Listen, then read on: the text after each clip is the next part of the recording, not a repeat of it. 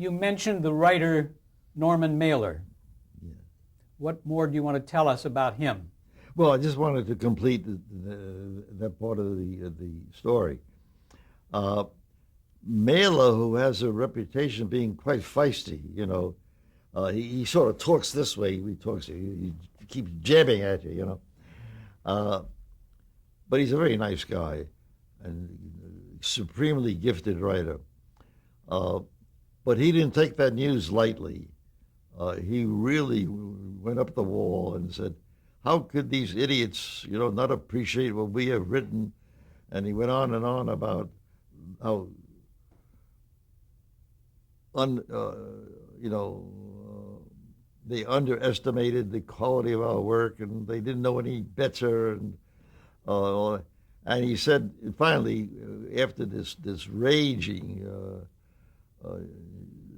scene where he called him every name in the world, which I don't have to repeat. He said, "David," he said, "let's you and I forget about this, turn our back on this crazy Hollywood and go back to New York and go back to writing novels." And I replied to him, "There are two reasons why I can't do that." And he said, "What are they?" I said, "Well, first, I'm married. I have two children that I have a wife and two children to support. And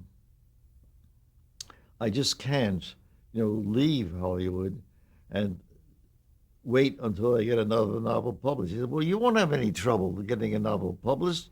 Your novel, Burial of the Fruit, and The Post of Honor as well, they got great reviews. Not as good as mine, but they got great reviews, indicative of Norman. Great ego in addition to great talent. But so let's go back. What's reason number two?" I said, "Reason number two is that maybe they were right. Maybe these were terrible screenplays." And then he turned his ranting and raving and rage at me. "How could you agree with it?" And on and on and on. And I said, "Norman, you go back to New York, and what's the luck? I'm going to stay in Hollywood and learn how to write a screenplay if it kills me." And the answer is, it almost did. You have to turn yourself inside out. You have to change from being a subjective thinker to being an objective thinker. Playwrights are not born, they are made. All of us are born as subjective people. Some of us remain subjective all our lives. Another word for that is immature. Between being immature and true maturity is quite an accomplishment for a human being to achieve. Not easily done, even though many people think they have achieved it, but in writing especially.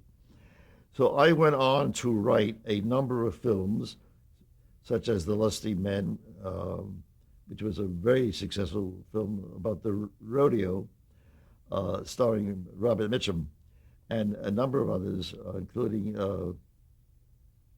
Natalie Wood's first film, A Cry in the Night, which was absolutely marvelous, and actually also Marilyn Monroe's very first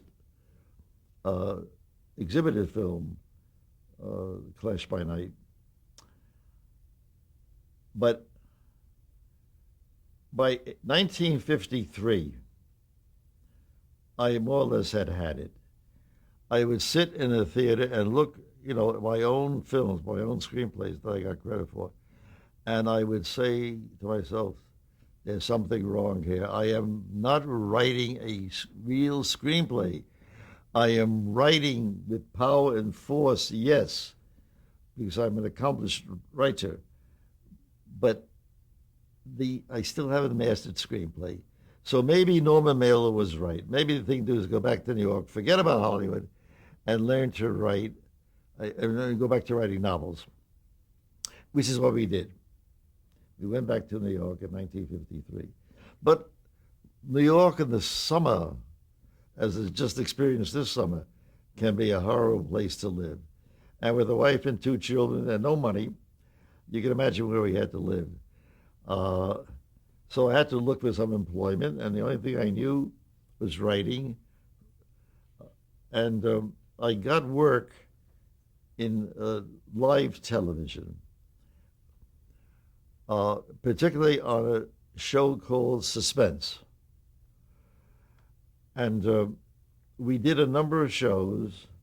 People like Robert Mulligan was there, and Arthur Penn. They were truly distinguished directors, and I got to be one of their favorite writers. And then I said one day, instead of doing all these make believe stories about suspense, why don't we do a real story? Why don't we talk about something real? And they said, well, Fritz, what have you got in mind, David? I said, why, Dutch Schultz at that time was the reigning, just like in Murder Incorporated, the people who use violence as a means to an end. Always a fascinating thing to write about, to analyze why they're doing it, who put the gun in their hand, who trained them, who's responsible. Suicide bombers are another reflection of that. Who directs these young people to destroy themselves? Anyway, and evades responsibility. But so they said, well, Dutch Schultz, yeah, I said, he's a fascinating, he controls the absolute underworld of all New York, the entire metropolitan area. So isn't it dangerous to write about him? And when we announced that we would do it, we got threats, and they were very frightened, very concerned. I said, not to worry, though I was plenty worried, not to worry, they won't dare do anything. And fortunately, I was right, they didn't dare do anything. And we put the show on. Now it came to casting it. And when you cast a show in New York City, the available pool of talent are, for the most part, or to a great extent, young dancers and young men who appear in musicals, and Broadway actors. And Broadway actors. And Broadway is the pool of Broadway actors. Well, they're not distinguished by great strength for the most part. They may be very good actors, but physically they don't come off as a physical. That's why Brando was such a sensation, because he did. So at the casting call, they were the executives of the Suspense show, and they asked me to sit in with them, which was unusual. And men would come in, and they looked at me, and I would, we had a prearranged, so I would shake my head, no, not right. And then, after, you think 5 or 6, we had, I had turned down. I didn't think they were the right person for the part, because I wrote a very strong show. An actor walks in. He strides in. He looks around at all of us sitting there, all the so-called executives and the writer. And he shows us utter contempt. I mean, as much as a man can do it, and he dominated the scene. He was a physical force.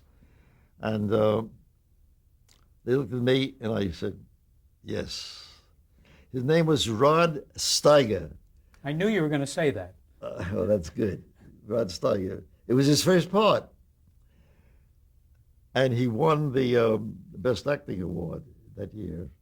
Was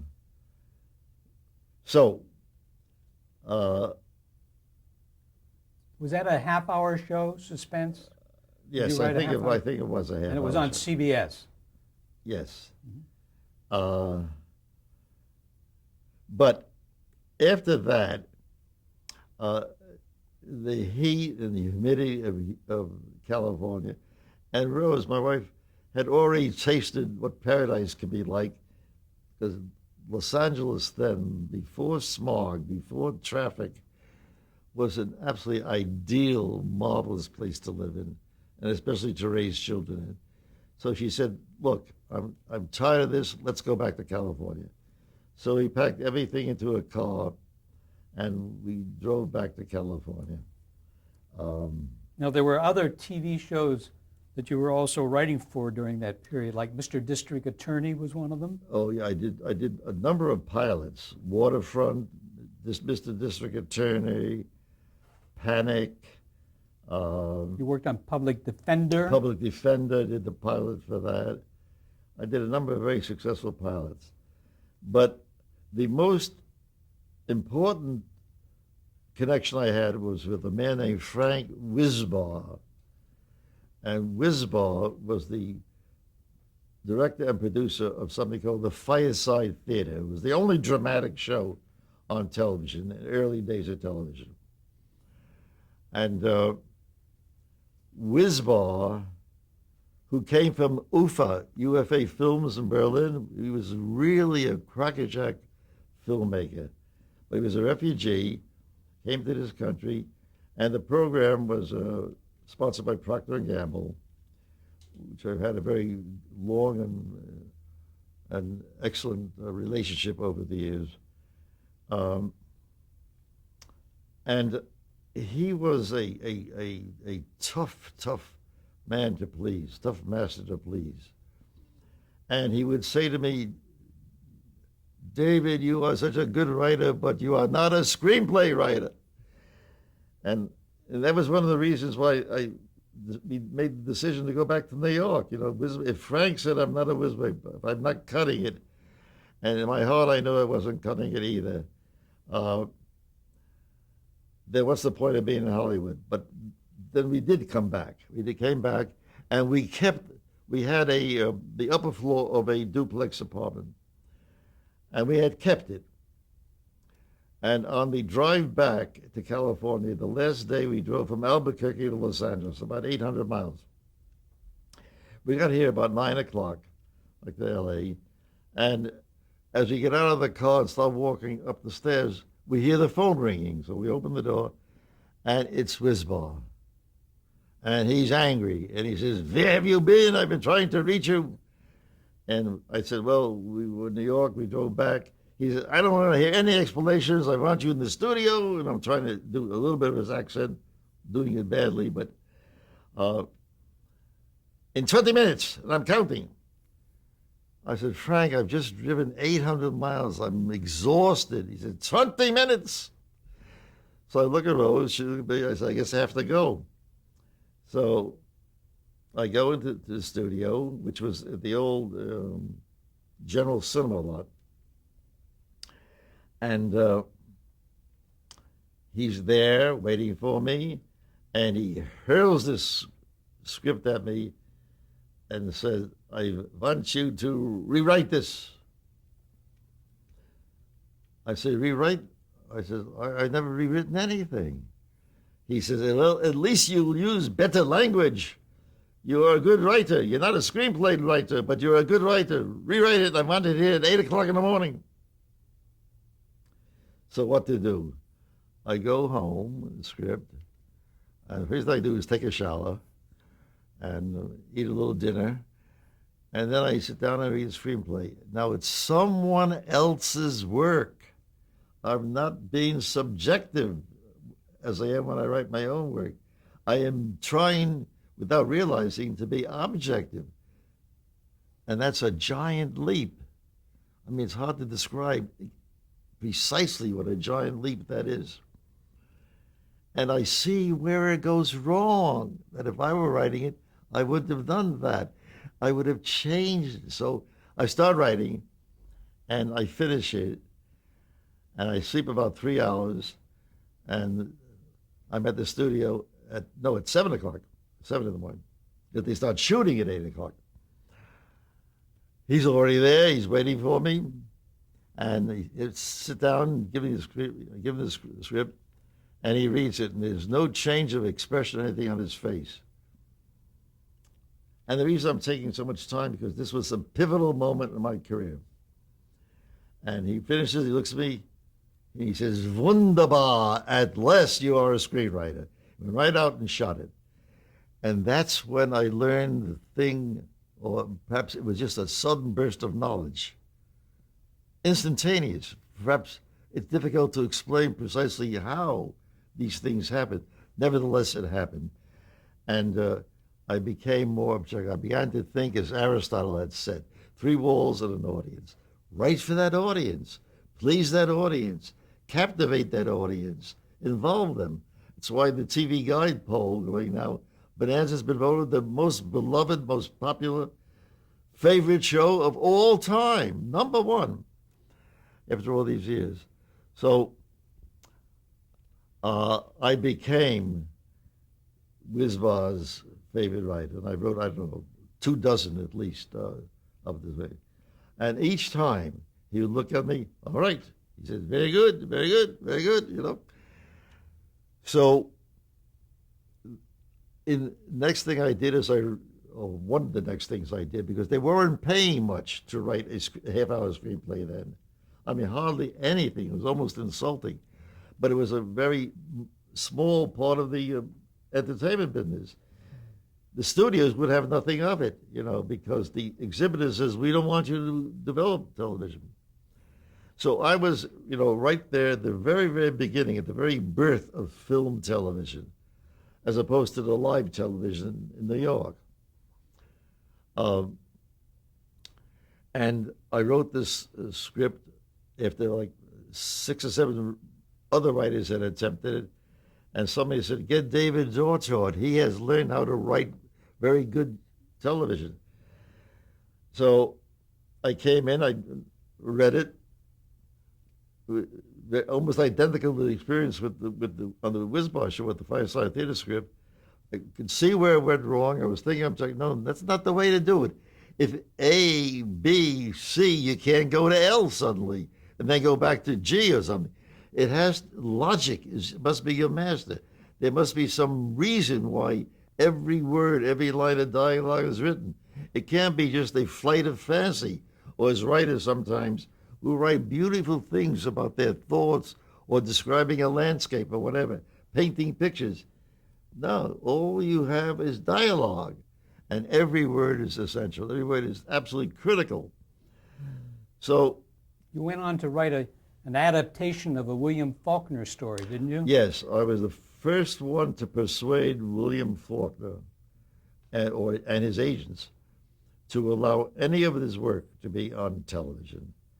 And I did that. This was actually a live show, the only live show in Hollywood, called Climax. And I made a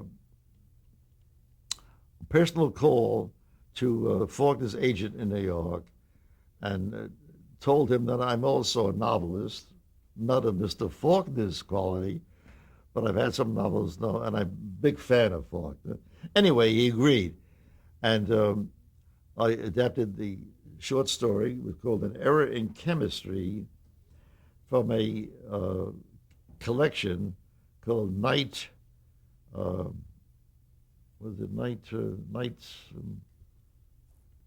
Night Errand? It's okay.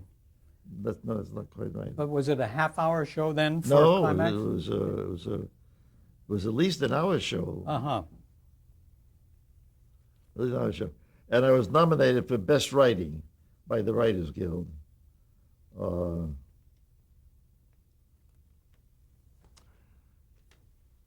And I had a friend named Rod Serling, who was an absolutely magnificent writer. You were talking about the hour that you did for Climax, called An Error in Chemistry, the William Faulkner story. Tell us a little bit more about how that came about, how you got that. How did it happen that you were assigned to write that, the Faulkner story? Did you suggest it to begin with? No.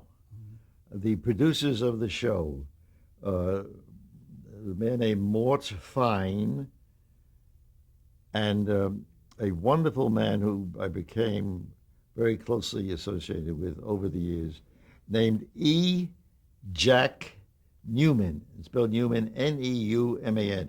By the way, when I said General Cinema, I meant General Services Studio. It was the home of the Fireside Theater. And they had watched me write all the early television pilots, uh, and watch them go on the air and everything. So they called me in to do. They had an idea it would be an interesting show, and they called me in to do. I thought it was a great privilege, a great honor to write a William Faulkner. But the problem was they never had allowed it to be used in television, any of his material. So I had to get personally involved in it, as I explained, uh, and persuade his agent in New York uh, that I would treat it very, very carefully, and that Mr. Faulkner would be pleased with the result, which I think he was. Um, Was Martin Manulis also associated? I'm sorry? Was Martin Manulis? Martin Manulis was the producer, right, and Arthur Penn and Robert Mulligan were the directors. Martin Manulis was very much involved when I decided that we should do the Dutch Schultz story, and in the casting process as well. I had a great advantage, though. The reason I was able to call Faulkner's agent in New York, William Faulkner wrote about the South, but he divided the South into two classes of people, I guess. The wonderful the pride of the South, the aristocracy of the South, the fine noble families of which he considered himself one. The great majority were what we call, perhaps unfairly, rednecks or ignorant people, and in a sense, though not really doing it, but in a sense, actually doing it. That was his wife's family, and they were always badgering him for money. And all his books, there's a distinction between the refined aristocratic Southerner, only in terms of good manners, good education, and the uneducated, or the mob, the mass. And even though he was a fine writer, he didn't make an awful lot of money. And everything that he did make, his wife's family got away from him. And he had a very great friend in the person of Howard Hawks, the great American director. And Hawks was aware of that. So Hawks would bring him out to Hollywood every once in a while to work on a screenplay. Faulkner was always supremely a novelist. He was a subjective writer. He was writing about something very close to his heart, in essence. Of course, it had ramifications that went way beyond that. And his Nobel Prize and his Nobel Prize Award speech, magnificent examples of that. But it came to pass that Hawks brought him out to Hollywood. I think it's the time when I was doing the pictures for Alan Ladd's Jaguar productions, of which The Big Land is one of them. And we had adjoining offices. There were two writers' rooms with a pool with their two secretaries. And so I got to know Faulkner. I got to know the great William Faulkner, And he would, write like 1 or 2 pages a day, and I would turn out like 20 pages a day. He said, "How could you write that fast?"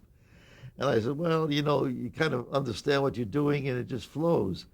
He said, "It doesn't flow with him." I said, "Well, because you write such, marvelous prose, but it isn't drama. Drama is." So I was able on that basis, because the agent, when I called, said, "Well, you have to speak to Mr. Faulkner." I said, "By all means, and give him my best." So I got it. It was fantastic. No one would believe that I could get it.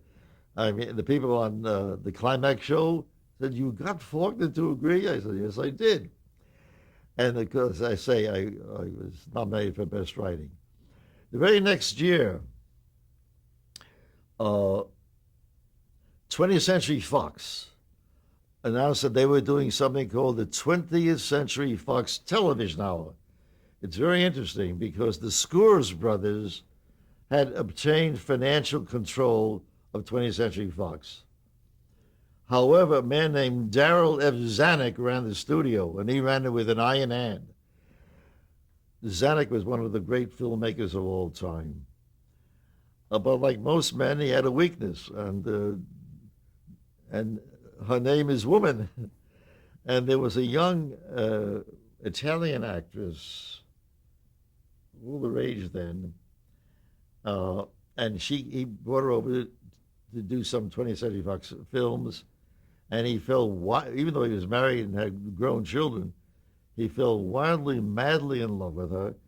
She couldn't stand him. He was old enough to be a father, and she decided it was more important to get away from him than develop a motion picture career. So she left and went back to Europe. Essentially, her favorite city was Paris. And Zanuck followed her to Paris, and made a fool of himself. Trying to see her, trying to get her to meet him, and everything. I mention that because while Zanuck was away, the Scores brothers thought they could act with some authority. They had financial control of the studio, and so they announced with great acclaim they were going to start the 20th Century Fox Television Hour, which would be television versions, 1 hour versions of some of the great feature films they had made. And they asked me, because the man who was producing it had been the producer of a,